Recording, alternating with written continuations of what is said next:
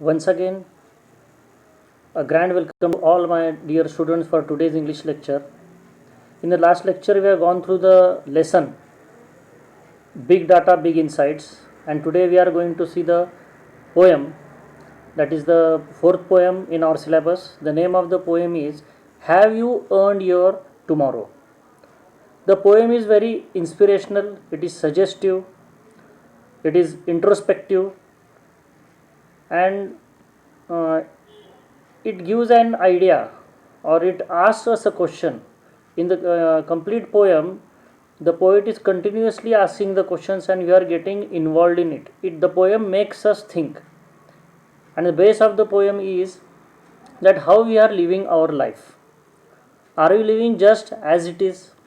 Are we trying to be a good person? Are we trying to be a humble person? Are we trying to help somebody who is in need of help? Are we trying to encourage someone who has lost the hope? So are we trying to be a good human being? हे poem एकदम inspirational आहे, प्रेरणादायी poem आहे, सजेस्टिव्ह आहे. जे कवी आहे, जे पोएट आहे, त्याने आपलं मत प्रकट केलेलं आहे आणि हे आपल्याला विचार करण्यास भाग पाडते की आपल्याला जे आयुष्य मिळालं आहे, आपल्याला जसं येईल तसं आपण जगतोय की आपण काहीतरी चांगलं करण्याचा प्रयत्न करतोय, एक चांगलं मनुष्य बनण्याचा प्रयत्न करतोय, ज्याला मदतीची गरज आहे त्याला आपण मदत करतोय की मदत करत नाही. किंवा आपण असंही म्हणू शकतो की आपण दुसऱ्याच्या जीवनामध्ये काही आनंद आणण्याचा प्रयत्न करतोय का, जो निराश झालो आहे त्याच्या जीवनामध्ये काही आशादायी घटना आणण्याचा प्रयत्न करतोय का. तर this is a poem. Okay, before going to the poem, first we will know little bit about the writer of the poem, that is a poet. The name of the poet is Edgar Guest.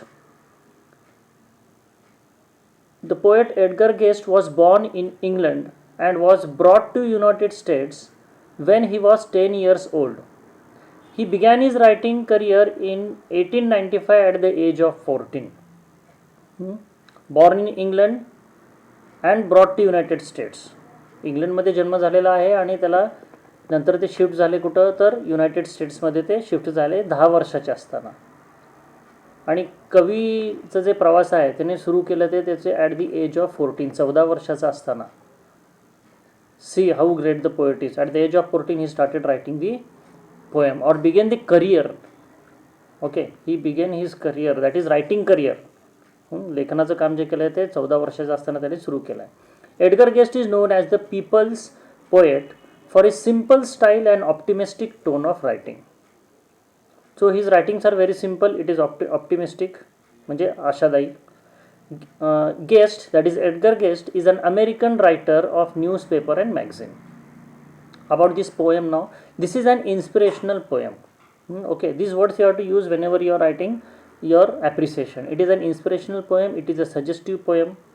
In this poem, the speaker is asking the readers whether they have done anything to improve the life of another human being or not.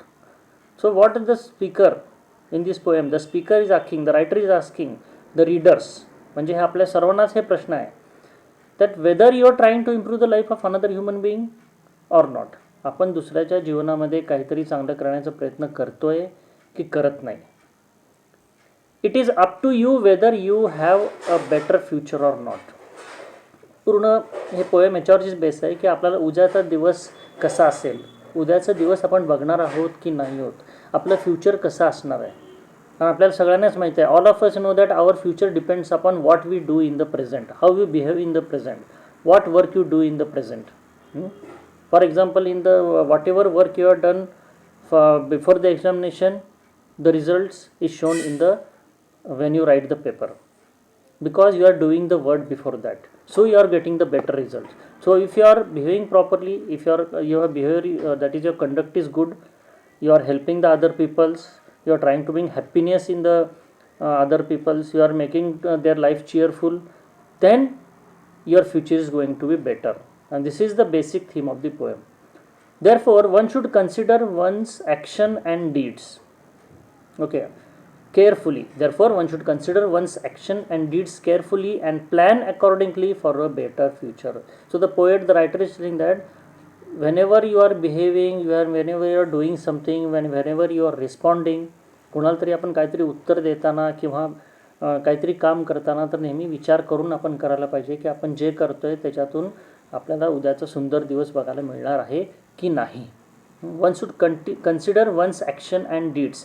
आता बऱ्याचदा आपण डीड्सचं meaning काय म्हणतो, ॲक्शनच. But action is something that we do anything.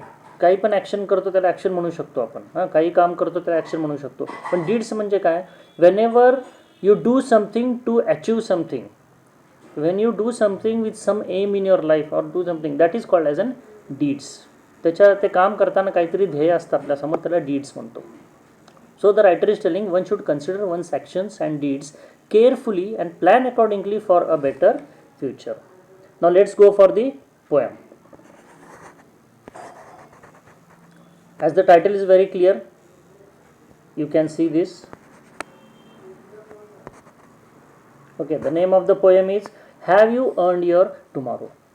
Earn means what? कमवलात का. आता प्रश्न पडतो की कमवलात, पैसे कमवतो आपण, प्रॉपर्टी कमवतो, हे उद्या कसं कमवणार आहे, हे तर पैसे देऊन विकत मिळत नाही. तर उद्याचा जो दिवस आहे, how you are going to earn something. You earn a property, okay, you earn money, but how you are going to earn your tomorrow. You money cannot buy you tomorrow. So if you want to have a good tomorrow, a good future in your life, the present is very important and the actions and the deeds, those are very important. How you behave in the present, how you work out in the present, how you behave with the other peoples that you come across in the present, that is important, and that is going to decide what will be your tomorrow. That is what the poem is all about. Okay, so we will begin it now. The poem is actually quatrains. Quatrains means what? Each stanza of 4 lines. Okay, here each, and also very important aspect of the poem is that each stanza has 2 to 3 questions. So it is an interrogative poem. The poet is continuously asking us, the readers, the question, and it makes us think. Okay, so it is an interrogative poem. This is a special feature of the poem also, we can call about. Okay, so each stanza has 2 to 3 questions asking readers about how they have spent the day. How they have spent the day. Okay, आपण एक simple गोष्ट पण घेऊ शकतो की तुम्ही तुमचा दिवस कसं घालवलात. तुम्ही तुमचे जे एल्डर लोक आहेत, घरातले जे वयस्क व्यक्ती आहेत, त्यांच्यासोबत तुम्ही कसं वागताय. That may also be question that how do you greet your elders. बऱ्याच ठिकाणी आपण कधी काय करतो, घरातले आपले जे आजी आजोबा असतात त्यांच्याकडे आपण दुर्लक्ष करतो, लक्ष देत नाहीत. त्यांना काय असतं, दिवसभर ते एकटेच असतात. जेव्हा आपण बाहेरून येतो तर त्यांना आपण काय बोलतो का, आपली फिलिंग शेअर करतो का त्यांना नेग्लेक्ट करतो. How do you behave, do you respect them, त्यांना आपण आदर करतो का, त्यांच्याशी हसून खेळून मिसळून राहतो का, त्यांना हसवण्याचा प्रयत्न करतो का. हे सगळे गोष्टी पण काय आलं तर आपल्या हे दररोजच्या ॲक्शनमध्येच आलेले आहेत. जर हे क्वेश्चन असेल की how do you greet your elders, what will be the answer? We always greet, means we can say personally I greet them with respect. Okay, you can also say I touch their feet, आशीर्वाद घेण्यासाठी आपण पाया पडतो. I try to be decent with them, I never neglect them, I also find out the time to spend with them. Quality time spend करण्यासाठी आपण त्यांच्यासाठी वेळ काढायला पाहिजे, हे पण म्हणू शकतो. नेवर हर्ट देम, त्यांचे मन कधीही दुखवायचे नाही, ते एल्डर लोक आहेत त्यांचे. शो कर्टसी, वेल मॅनर्ड, त्यांच्याशी चांगली आपण वागणूक द्यायला पाहिजे त्यांना. हे आपलं आन्सर. तर हे पण काय आहे, आपण आज चांगलं वागलो तर उद्या आपल्याला चांगलं त्याचे रिटर्न्स मिळणार आहेत. Okay, we will begin with the poem. It is an interrogative poem, very special feature of this. Okay, is anybody happier because you passed his way. Okay, does any remember that you spoke to him today. बघा क्वेश्चनच आहेत. Okay, This day is almost over and its toiling time is through. Is there anyone to utter now a kindly word for you? बघा पहिल्या 4 लाईनमध्ये 3 questions आहेत. There are 3 questions in the 4 lines in the first stanza. Interrogative, figure of speech आपण यांना म्हणू शकतो, interrogative. So first line, is anybody happier because you passed his way. See here the poet is telling that did you have you done anything to improve the day of another human being in your life. आपण दररोज आपण येतो जातो आपल्या आयुष्यामध्ये कितीतरी लोक येतो जातात, दररोज आपल्याला कितीतरी लोक भेटतात. So many peoples they cross us, they come in our life daily. But have you done anything to improve their life or to improve the life of any human being? There maybe you come across daily hundreds and thousands of people, किंवा आपले मित्र असतील, आपले relatives असतील, त्यातल्या कुठल्याही एका व्यक्तीच्या तुम्ही त्या दिवसभरात कुठल्याही व्यक्तीच्या जीवनामध्ये आनंद आणण्याचा प्रयत्न केलात का? किंवा तो व्यक्ती आनंदी आहे का तुमच्यामुळे? हां, okay. So is anybody happier because of you passed his way? Means what? In the day have you made or have you done anything to improve the day of the another person who has passed you? Okay. Does anyone remember that you spoke to him today? Okay. तर इथं काय म्हणायचं आहे की कुठल्या तरी व्यक्ती, दिवसभरात कितीतरी लोक आपल्याला भेटतात, त्यातली एखादी जरी व्यक्ती अशी आहे की तुम्हाला जेव्हा तो दिवस संपेल तर त्या दिवसभरातून तुमची आठवण काढेल. कशासाठी? तर तुम्ही त्यांच्याशीच जेव्हा संवाद साधला तर त्यांना चांगलं वाटलं. आपण किती जणांचे मन दुखवतो, कुणाचंही मन दुखवणे किंवा त्यांच्याशी वाईट वागणे हे खूप सोपं असतं, पण कुणाच्या तरी जीवनामध्ये आनंद आणणे, okay okay, to behave rudely is very easy, but to make someone's life happy is a good work. Okay. So does anybody remember that you spoke to him today? The poet is telling that have you spoken somebody in a way that even when the day is over or day is about to over, the person remembers you, that yes, this person has spoken to me today and he has encouraged me, he has reduced my burdens, he has reduced my stress. That is what in the first two lines is the poet is saying, that have you done anything, so that have you done anything to improve the day of another person, any person that has come across you. And thus any one person is there that remembers you because you have spoken to him very politely, very nicely. Okay. This day is almost over and its toiling time is through. Is there anyone to utter a kindly word for you? This day is almost over. The poet is again telling that the day is almost over and you have the day is almost over means what is said, that the hours are running out. Okay. The hours are running out for you to make some positive impact. दिवस पूर्ण संपत आलेला आहे आणि त्या दिवसामध्ये तुम्ही भरपूर कष्ट केलेलं आहे आणि कष्ट करून तुम्ही पुढे निघून गेलातही, पण ते जे वेळ निघून गेलेली आहे किंवा दिवस संपत आलेला आहे त्याच्यामध्ये तुम्ही काहीतरी चांगलं काम केलेलं आहे का, की जेणेकरून दुसऱ्याच्या आयुष्यामध्ये काहीतरी चांगलं घडेल. Okay. The day is almost over means the hours are passing out, the hours are running out for you to make some positive impact. Have you made any positive impact in somebody's life? Because the day is almost over and the toiling time is also gone through. Means whatever hard work you have done throughout the day is gone through. But have you done something positive or to bring a positive impact in somebody's life? Is there anybody to utter now a kindly word for you? तुम्ही काहीतरी असं काम केलंय का की ती एखादी तरी व्यक्ती असेल की तुमच्याबद्दल चांगलं बोलेल, कारण त्याच्या आयुष्यामध्ये तुमच्यामुळं त्याचं आयुष्य चांगलं झालेलं आहे किंवा त्याचे जे वाईट दिवस होते, वाईट वेळ होती, ते चांगल्यामध्ये रूपांतर झालेले आहे. So very simple it is there. Okay. The first 4 lines. Okay. Now we will go to the second stanza. Did you give a cheerful greeting to friend who come along? बघा, बरेचसे आपल्याला लोक भेटत असतात आपल्या आयुष्यामध्ये, बरेचसे लोक आपल्याला भेटत असतात दररोज आणि आपण सगळ्यांना नमस्कार करतो. काय रे, कसं आहेस तू? अरे तू भेटलाच नाहीस, कसं चाललं आहे तुझं? तुला काही प्रॉब्लेम्स तर नाहीत ना? आपण जेव्हा हसून स्मित हास्य देऊन त्यांना बोलतो तर त्यांना बरं वाटतं. ओके.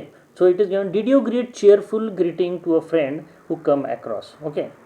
आता इथं पण बघा परत किती क्वेश्चन्स आहेत इथं, 1 2 3. In second stanza also there are 3 questions. So this is a very good example of interrogative.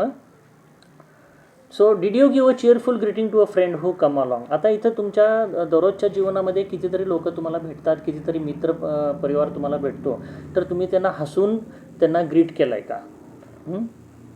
हसून ग्रीट केलाय का? Cheerful greeting. Have you met them with your cheerful way or we can say with a happy face to them, or a churlish sort of howdy, or a churlish sort of howdy. Howdy means what? An informal friendly greeting. म्हणजे त्याला आपण असं म्हणू, कसं आपण म्हणतो की how do you do, कसे आहात, ह्याला आपण हावडी म्हणतात. हावडी म्हणजे काय? It is a informal friendly greeting. कसा आहेस रे तू, हां असं पण म्हणतो ना, त्याला हावडी म्हणतो, इन्फॉर्मल वे. ओके. तर पहिलं काय म्हणालं आहे की तुम्ही समोरच्या व्यक्तीला, कितीतरी लोक तुमच्या आयुष्यामध्ये एका दिवसामध्ये येतात, तर तुम्ही त्यांना हसऱ्या चेहऱ्याने त्यांना ग्रीटिंग केलात का, त्यांना वेलकम केलात का, और किंवा or a churlish sort of howdy and then vanish in the throng. Churlish means what?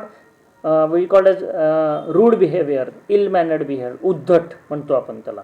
त्याला आपण म्हणतो उद्धट, impolite, किंवा रागाने, किंवा औपचारिकपणे म्हणायचं काहीतरी.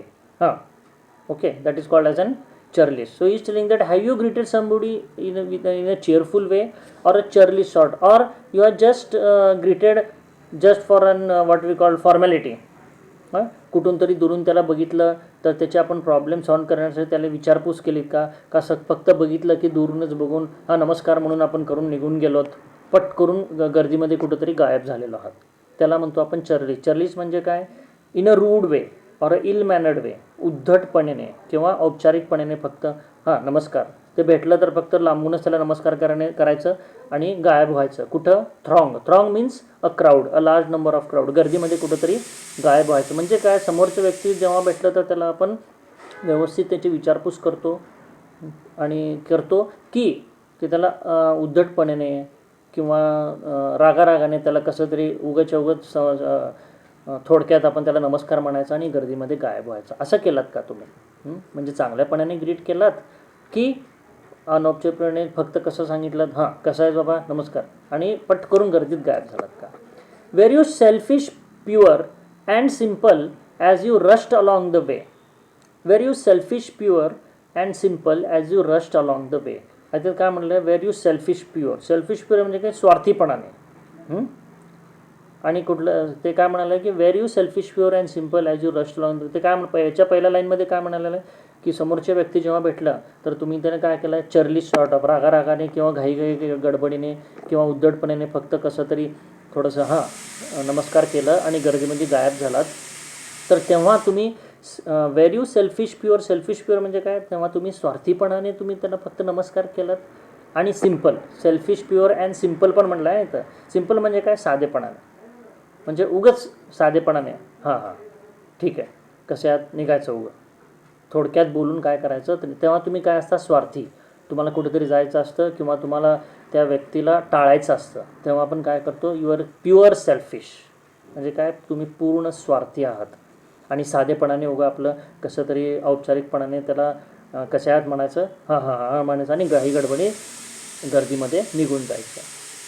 Or is someone mighty grateful for a deed you did today. पहिलं तर काय म्हणलेलं आहे? तुम्ही हसत त्यांना ग्रीट केलात की घाई गडबडीत कसं तरी बघून गर्दीमध्ये गायब झालात, तेव्हा तुम्ही स्वार्थी होता. साधेपणाने कसं तरी आपल्याला त्याला नमस्कार केला आणि निघून गेलात. का? तुम्ही असं काही बोललात तेव्हा थांबून, कधी आपण थांबतो आणि ते विचारपूस करतो. We stop along and we ask whether the person is feeling good, whether he is having some problems. जेव्हा आपण असं करतो, त्याची विचारपूस करतो आणि काय अडचणी असतील तर ते दूर करायचा प्रयत्न करतो, तर त्याला काय म्हणतो आपण? तो तशी व्यक्ती नेहमी आपल्याला ग्रेटफुल राहणार आहे, थँकफुल राहणार आहे. Is someone mighty grateful for the deed you did today. किंवा तुम्ही असं काही केलात का की ज्याच्यामुळं एक व्यक्ती तुमच्यावर खुश आहे आणि ते तुम्हाला धन्यवाद देते. That is grateful to you, that is thankful to you. आयुष्यभर ऋणी म्हणू शकतो आपण. मायटी ग्रेटफुल म्हणजे आयुष्यभर तो व्यक्ती तुमच्या तो ऋणी असेल. का? तर तुम्ही असं काहीतरी केलात की तो आयुष्यभर ऋणी असेल. Is someone mighty grateful for what you did today. Okay. Next answer. Can you say tonight in parting with the days that sleeping fast. Can you say tonight in parting with the days that's sleeping fast that you helped a single brother of many that you passed. इथं पण परत काय आहे? दोन questions विचारलेले आहेत इथं. Can you say tonight in parting with the days that slipping fast. आता इथं what the writer is trying to say that when the day is over and days are running very fast. The days that sleeping fast means the days are, the complete day has just passed out very fast, and when it is night time and when you are just in a relaxed manner, can you say that you have helped a single brother of many that you pass? So the author is not expecting that there are number of hundreds and thousands of people that you meet in your daily life. From those hundreds of people, at least there is a single person or a single brother or a single friend that you have helped among the so many peoples. जेवढे लोकांना तुम्ही भेटलात त्यामधलं एक तरी व्यक्ती आहे का, एका तरी व्यक्तीसाठी तुम्ही वेळ काढलेला आहात का आणि त्याला मदत केलेली आहेत का? जेव्हा दिवस पूर्ण जाईल, जो की घाई गडबडने पटकरून निघून जातो कारण आपण कामात असतो, पण त्या दिवसभरात जेव्हा आपण जे काय काम करतो आणि जेवढ्या लोकांना भेटलं आहे, जेव्हा रात्र होईल त्यावेळेस तुमच्या मनात असं विचार येईल का, नाही मी आज एका तरी व्यक्तीला मी मदत केली का, त्याच्या आयुष्यामध्ये काहीतरी चांगलं आणण्याचा प्रयत्न केला का? Is a single heart rejoicing over what you did or said. परत तो व्यक्ती म्हणतोय की जेव्हा रात्र होईल, जेव्हा तुम्ही आराम करत असाल, जेव्हा रात्र होईल तेव्हा तुम्ही दिवसभराचा जेव्हा विचार करताल, तर असं तुम्ही केलं आहे का, जेवढे लोकांना तुम्ही भेटलात त्या 101 लोकांमधले एका तरी व्यक्तीला तुम्ही मदत केली का, आणि एक तरी व्यक्ती आहे का? Is a single heart means is there a single person rejoicing. एक तरी व्यक्ती आहे का की तो खूप आनंदी आहे, उल्हासित आहे. ओके, रिजॉयसिंग म्हणजे काय? उल्हासित होणे. Is he a greatly happy for what you had done to him. तुम्ही जे काय त्याला भेटलात, जे काय तुम्ही त्याला बोललात किंवा जे काय तुम्ही त्याला मदत केली आहे त्याच्यामुळं तो खूप आनंदी आहे का? Is a single heart rejoicing over what you did or said. Does a man whose hopes were fading now with courage look ahead. Does a man whose hopes were fading now with courage look ahead. बरेच लोकांमध्ये निराशा असते, त्यांचं आयुष्य खूप खराब झालेलं असतं, त्यांच्या आयुष्यामध्ये वाईट घटना घडलेल्या असतात किंवा चांगल्या घटना घडतच नसतात. बरेच दिवस ते वाईट परिस्थितीमध्ये गेलेले असतात. तेव्हा ते काय असतात की त्यांच्यामध्ये काहीही आत्मविश्वास राहत नाही. ओके, आणि त्याच्यामध्ये काही आशावादी घटना घडत नसतात आणि ते कुठलंही चांगलं होईल असं त्यांना वाटत नसतं.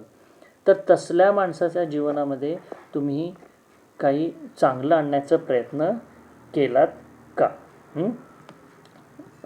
तर means what does a man whose hopes were fading. Here the poet is telling that is there any person who has lost or his hopes. Means fading now means what? It is becoming weak or less. Fading means becoming weak or less. So his hopes of good lives are completely weakening or they are becoming less and less. So have you tried to encourage him? Have you tried to encourage him? तर तुम्ही त्याच्यामध्ये काहीतरी त्याच्या आयुष्यामध्ये तुम्ही असं काहीतरी बोललात का की त्याच्यामध्ये तो उत्साहित होईल किंवा तो पूर्ण होप्स लॉस झालेले आहेत, त्याचे पूर्ण आशा त्याचे संपलेले आहेत, तर नवीन आशा त्याच्या आयुष्यामध्ये निर्माण करण्याचा प्रयत्न तुम्ही केलात का? Does any man whose hopes were fading with courage look ahead. Last stanza. Again questions are asked here, 3 questions. Did you waste the day or lost it? Was it well or sorely spent? Here the author is telling that, here the author wants to tell that, is any day not spent in improving life of other is the waste. Did you waste the day? ऑथरचं असं म्हणणं आहे की तुमचं जो day आहे तो पूर्णपणे व्यर्थ जाणार आहे, वेस्ट जाणार आहे. कधी? त्या पूर्ण दिवसामध्ये तुम्ही कुणाचं तरी आयुष्यामध्ये काहीतरी बदल घडवण्याचा किंवा चांगलं घडवण्याचा तुम्ही प्रयत्न केला नसताल. If you are not tried to improve the life of any a single person in a whole day, then that day is a waste. That is the meaning of it. or lost it, was it well or sorely spent. तर कसा गेला तुमचा दिवस? पूर्ण व्यर्थ गेला, वाया गेला, किंवा थोडंसं चांगलं गेलं, किंवा दुःखी गेला. दुःखी म्हणजे काय? आपण काहीतरी sorely means what? in a painful way, in a what we call badly conduct, sorely spend म्हणजे याचा अर्थ काय होतं की पूर्ण डे तुमचं वेस्ट गेलेलं आहे, व्यर्थ गेलेलं आहे, वाया गेलेलं आहे का थोडंफार चांगलं गेलं आहे, किंवा तुम्ही असं काही वागलात की त्याच्यामुळं काय झालं की दुसरा माणूस दुःखी झालेला आहे, तर तो दुःखात गेला आहे का पूर्ण दिवस, हे विचार करण्याची गोष्ट आहे. You have to think whether the day you have lost it, you have wasted it, you have lost it, was it a little bit well spent, or because of your badly conduct it was sorely spent. Did you leave a trail of kindness or a scar of discontent? Did you leave a trail of kindness? Trail of kindness means what? तुम्ही असं काहीतरी केलेलं आहेत का की चांगुलपणाची निशाणी तुम्ही सोडलेला आहात का पाठीमागं, कुठल्या तरी माणसाला मदत केली आहेत का, मग ते शब्दांनी मदत असू दे किंवा आर्थिक मदत असू दे किंवा त्याला जे काही मदत असेल ते काहीतरी केलं का, त्याची छाप सोडून गेलेलं आहे का, तुम्ही जे काम केलं आहे त्याची चांगली छाप, a trail of kindness has been left, or a scar of discontent, किंवा a mark of, scar means mark, okay, डाग म्हणतो आपण, स्कार मीन्स डाग or mark, or a mark of discontent. Discontent means what, असंतोष, dissatisfaction, unhappy. तर तुमचा जो दिवस गेलेला आहे त्याच्यानंतर पाठीमागं कशाची छाप सोडली आहे, एक चांगली छाप सोडलेली आहे, has it left the mark of kindness or a mark of discontent means what, or a mark of dissatisfaction or unhappiness. कुणाच्या आयुष्यामध्ये काय म्हणतो आपण त्याला, असंतोष निर्माण झाला आहे का, तुम्ही असं काहीतरी बोललात की समोरचा माणूस दुःखी झालेला आहे का, तर तो काय होतो, that day is a mark of discontent, that is dissatisfaction or unhappiness. कुणी माणूस दुःखी झाला आहे का, अनहॅपी झाला आहे का, तर हे आपल्याला बघायची गरज आहे. Okay, as you last lines are very important again. As you close your eyes in slumber, slumber म्हणजे काय, आपण छोटीशी झोप घेतो ना, झोप, त्याला आपण स्लंबर म्हणतो. Okay, slumber means what, sleep. As you close your eyes in slumber, when at the night time, when you're trying to sleep or when you sleep, do you think that God would say, you have earned one more tomorrow by the work you did today? प्रश्नचिन्ह दिलेलं आहे शेवटी बघा. As you close your eyes in slumber, do you think that God would say, have you earned one more tomorrow by the work you did today? म्हणजे इथं what the poet is trying to tell that when you are closing your eyes at night, okay, when you are closing your eyes at night, are you sure that God is going to give, that is you are going to get, or you are going to see tomorrow, or you are going to get one more day in your life, you are going to see one more day. Have you earned, तुम्ही असं काही काम केलेलं आहे की तुम्हाला उद्याचा दिवस बघायला मिळेल की नाही मिळेल, क्वेश्चन मार्क दिला शेवटच्या लाईनला बघा. Have you earn one more day by the work you did today, तुम्ही असं का जे काय तुम्ही काम केलात आज त्याच्यामुळे तुम्हाला उद्याचा अजून एक दिवस तुम्हाला मिळेल असं तुम्हाला वाटतं का, प्रश्नचिन्ह दिलेलं आहे. तर हे शेवटच्या 2 लाईनचं कसं होऊ शकतं की आपण आता ह्याचं उत्तर जर आपल्याला मिळत नसेल की आपल्याला उद्याचा दिवस मिळणार आहे का नाही, ओके, तर म्हणून हे शेवटचे 2 लाईन दिलेलं आहे. ह्याचं कसं असू शकतं की उत्तर, if you are unsure how the day was spent, तो पोएट म्हणतोय, if you are unsure how the day was spent, then close your eyes in slumber and think about what God would say. जर तुम्हाला काही कळत नसेल आपला दिवस कसं गेलं आहे, काय झालं आहे, तर रात्रीच्या वेळेस जेव्हा तुम्ही झोपताय तर विचार करा की देव काय म्हणत असेल, what God would say, think about what God would say. So if you have done well then tomorrow is assured. जर तुम्ही काहीतरी चांगलं काम केलं असेल दिवसभरात तर नक्कीच उद्याचा दिवस तुम्हाला बघायला मिळणारच आहे, उद्याचे अजून एक पहाट तुम्हाला बघायला मिळणार आहे आणि अजून एक दिवस तुमच्या आयुष्यात येणारच आहे. नाहीतर otherwise God may look kindly into your actions and if not satisfactory, okay, not satisfactory on your work, tomorrow might not come, tomorrow might not come. तर इथं काय म्हणायचं आहे की त्यांना तुम्ही विचार करा की देव काय म्हणत असेल. उत्तर काय, जर तुम्ही काहीतरी चांगलं काम केलं असेल तर नक्कीच तुम्हाला उद्याचा अजून एक दिवस मिळणारच आहे.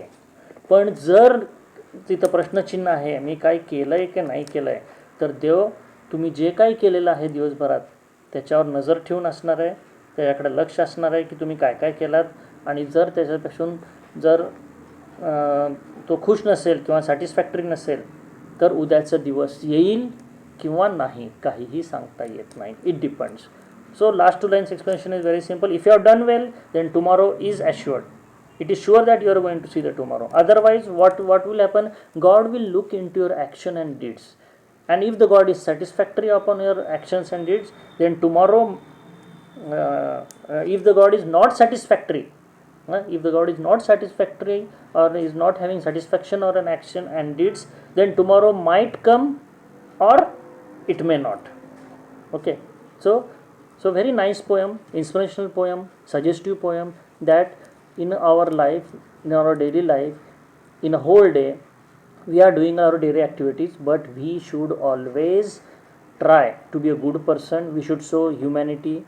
Okay, we should always try to bring happiness in the at least one person in a whole day. एवढं तर आपण करू शकतो. You should try to encourage a person who has lost all his hope.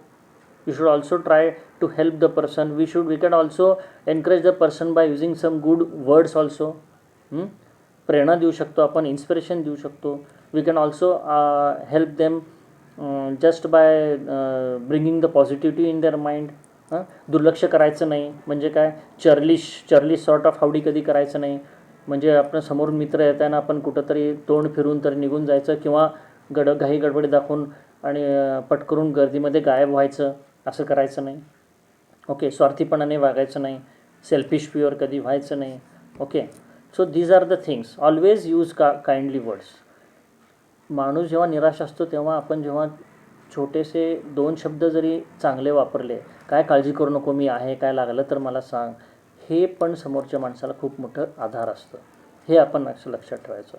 जर हे आपण लक्षात ठेवलं, आपण असं वागलो, if you keep in mind that I have to help somebody who is in need in any form, then definitely you are going to earn your tomorrow. Definitely your future is going to be good one. Okay, so this was the poem by the Edgar Guest. Now we'll go for figure of speech. We'll go for the figure of speech.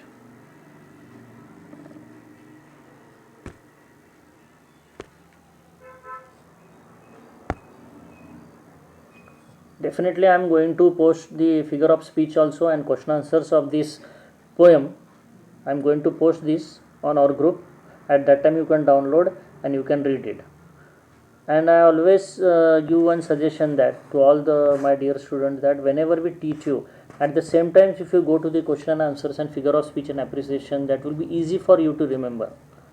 Okay, otherwise afterwards once again you have to recall everything.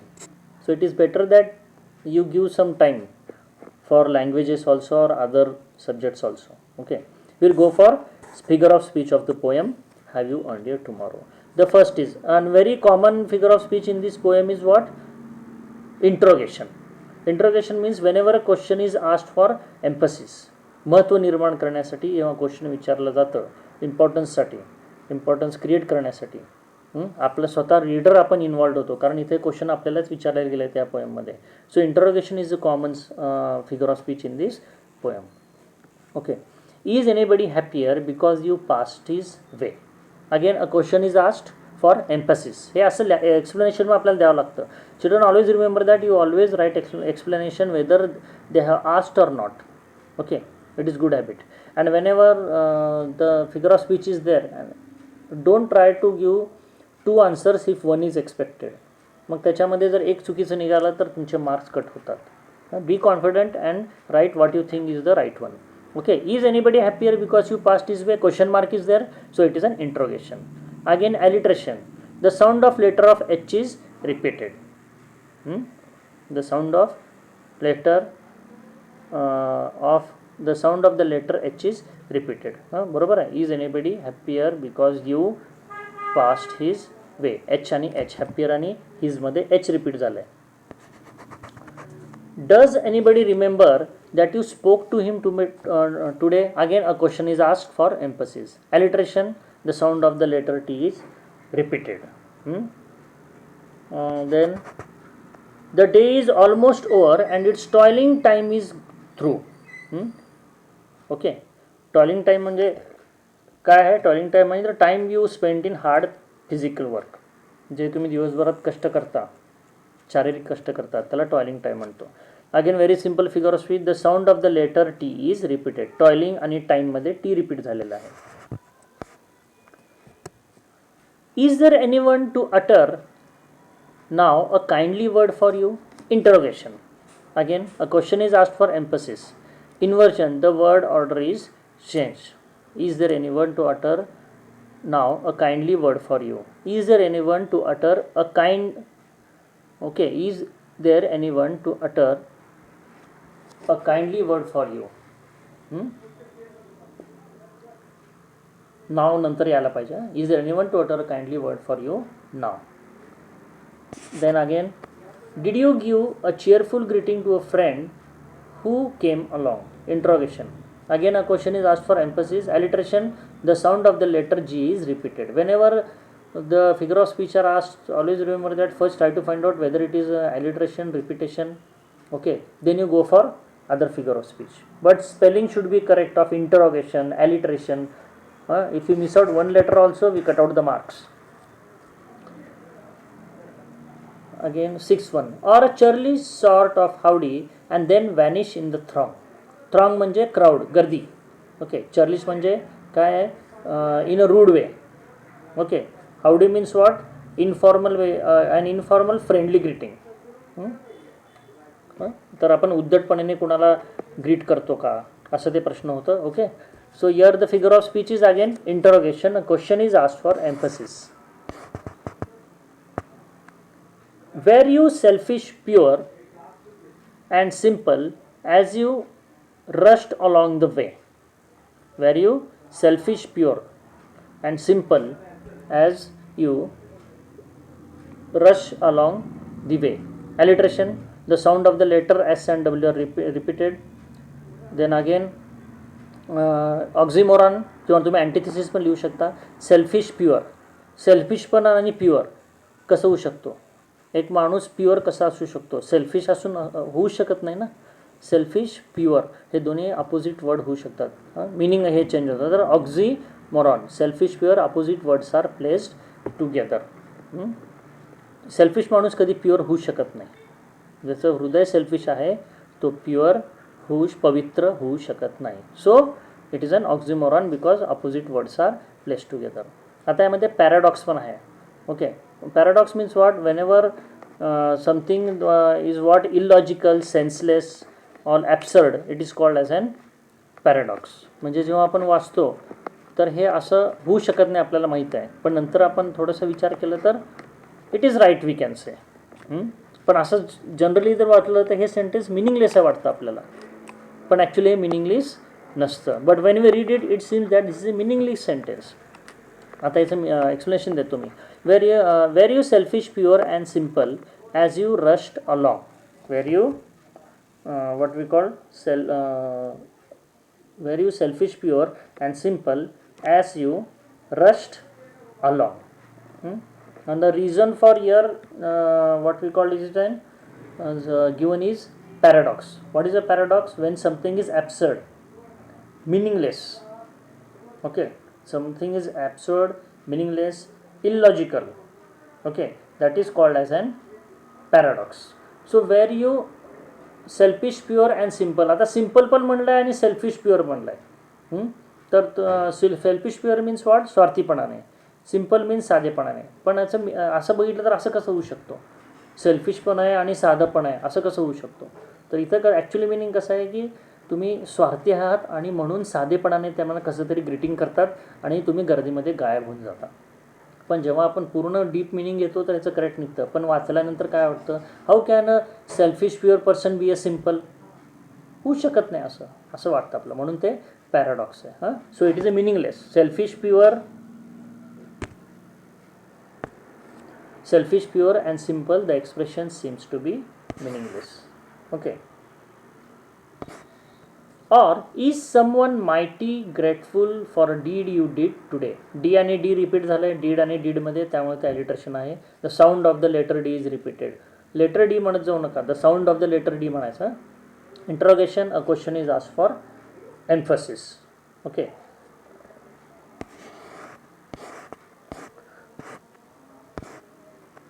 or someone mighty grateful for deed you did today.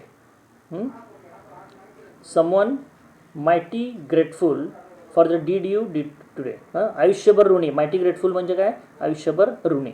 लक्षात राहायला पाहिजे आपल्याला. Mighty grateful. So here it is given, or someone mighty grateful. Again, what? Very simple. A question is asked for emphasis, alliteration. The sound of the letter D is repeated. Now this is very important. All the student, you remember this figure of speech. Okay. कारण शक्यतो सगळे interrogation आणि alliterationच आहेत. Mainly there are interrogation and alliteration, but this is little bit of different. Is a single heart, you remember this figure of speech. Is a single heart rejoicing over what you did or said? Rejoicing म्हणजे उल्हासित होणे. He is very, someone is very greatly happy because what you did for him. Again, alliteration, the sound of the letter S is repeated. The sound of letter S is repeated. Said आणि S मध्ये the sound of letter S is repeated. आता सिनेक्डकी आहे. Spelling लक्षात घ्या. हे spelling correct लिहायचं. सिनेक्डकी. Okay. The part heart refers to a whole person. Okay. Is a single heart. आता single heart rejoicing, तर सिंगल हार्ट हॅप्पी आहे का? तर ॲक्च्युली सिंगल हार्ट म्हणजे काय? हा रिप्रेझेंट करतो पूर्ण मनुष्याला. नियर द सिंगल हार्ट, हा सिंगल हार्ट, तो हृदय जे आहे ते हृदय म्हणजे काय? तर मनुष्याला रिप्रेझेंट करतोय. When a part represents a whole, it is called as an synecdoche. So what is your part? A heart. Here the heart is happy means the person is happy. So here the word heart, that is the part word. Part म्हणजे छोटंसं part आहे. Okay. There actually the heart represents a person, means the part. Heart काय? हे बॉडीचा एक part आहे. पण जेव्हा आपण हार्ट म्हणतो, the heart is very happy म्हणजे काय? तो मनुष्य खूप हॅपी आहे. So the part represents a whole. सिनेक्डकीचं रिप्रेझेंट हे कंपल्सरी लिहायचं आहे. The part represents a whole. What is a part here? Heart. And what is a whole? What is a complete? That is a person. Means heart represents a person. That is called as an synecdoche. For example आपण असं म्हणू शकतो, जेव्हा आपण एक मोठीशी ship आहे, त्या शिपमध्ये बरेचसे लोक कामगार काम करतात. आणि डेक म्हणजे काय? तो जे मजले असतात ना शिपमध्ये, खालचा मजला वरचा मजला, त्याला डेक म्हणतो. जर आपण असं म्हटलं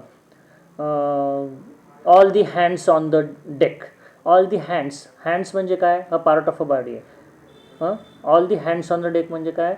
ते सगळे व्यक्ती, जे पण क्रू मेंबर आहेत, जे पण व्यक्ती तिथं काम करतात, त्यांना represent. So the hand represents a person. Okay. समजा एक मोठं दरबार आहे, त्या दरबारामध्ये कुणी म्हटलं लिसन टू द क्राऊन. आता क्राऊन म्हणजे काय? मुकुट. मुकुट कोण परिधान करतो? राजा. Okay. The crown is wed by the crown is own by whom? By the king. So a crown represents a king. Listen to the crown means listen to king. A part represents a whole, that is called as an synecdoche. हे लक्षात घ्या. Does a man whose hopes were fading, means the hopes were becoming less, or the hopes were becoming weak. That is called as an fading. So does a man whose hopes were fading now with courage look ahead? What is this? Interrogation. A question is asked for emphasis. Does a man whose hopes were fading now with courage look ahead? तर इथं आपण अजून एक figure of speech इथं घेऊ शकतो. आता ready केल्यामुळे लक्षात आलं की इथं एक होऊ शकतो inversion. Does a man whose hopes were fading now looks ahead with courage, असं यायला पाहिजे ॲक्च्युली. ज्याच्या आयुष्यामध्ये पूर्ण त्याची आशा संपलेली होती, पण तो आता काहीतरी चांगलं घडेल या आशेने बघतोय का? आणि ते करेज जे आहे, ते साहस तुम्ही त्याच्यामध्ये निर्माण केलात का? So does a man whose hopes were fading now with courage, it is an interrogation. ते सिनेक्डकीचं एक लक्षात ठेवायचं आपल्याला. Single heart rejoicing over what you did. Okay. So this poem is over. Thanks for listening with patience. And definitely I am going to post the question answers and appreciation of this poem. Just go through it. Okay. Have a nice day.